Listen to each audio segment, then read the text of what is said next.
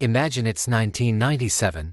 You're standing in a parking lot, and this massive, rounded spaceship on wheels glides in next to you. It has dual sliding doors, chrome lettering, and an interior that looks more like a living room than a car. Back then, the Chrysler Voyager wasn't just transportation, it was a symbol of freedom and family luxury, showing us Europeans how travel was done in America. Today, over a quarter century later, it's either a rusty memory or a fascinating piece of history that simply refuses to die. When you look at this third generation, known as the GS, it still has that certain charm. The egg-shaped design was revolutionary for its time, focused on aerodynamics to keep the cabin quiet. But the real magic happened when you opened the doors. You sat down in a chair, and I mean a chair, not a seat, and immediately sank into soft plush. There was so much space you could practically host a small party. The dashboard was vast, the controls simple, and the visibility through those huge windows was second to none.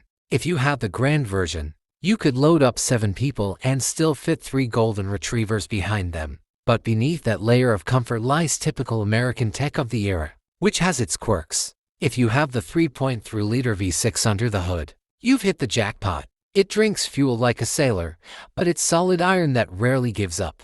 On the other hand, there was the European favorite, the legendary 2.5 TD diesel from Italy's VM Motori. That engine has 4 separate cylinder heads and is more sensitive to temperature than a snowman in April.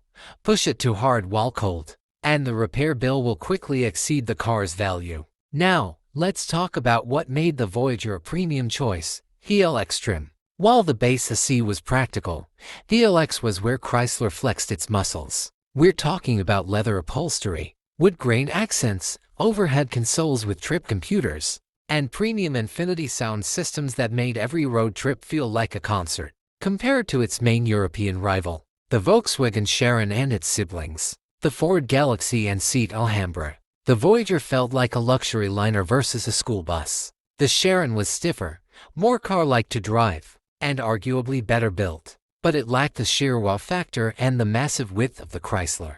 Today, you rarely see a 97 Voyager on the road. Most have been reclaimed by nature, but when you do spot a clean one, you can still feel that old-school mechanical soul. It's not for people worried about fuel economy or emissions. It's for those who want to feel the car float on the highway, the engine humming quietly, while the world outside slows down. It's one of the last of a breed of vans built around the passengers, not screens. The 97 Voyager might not have been the most reliable car in the world, but it certainly had a heart, turning every mundane trip into a genuine experience.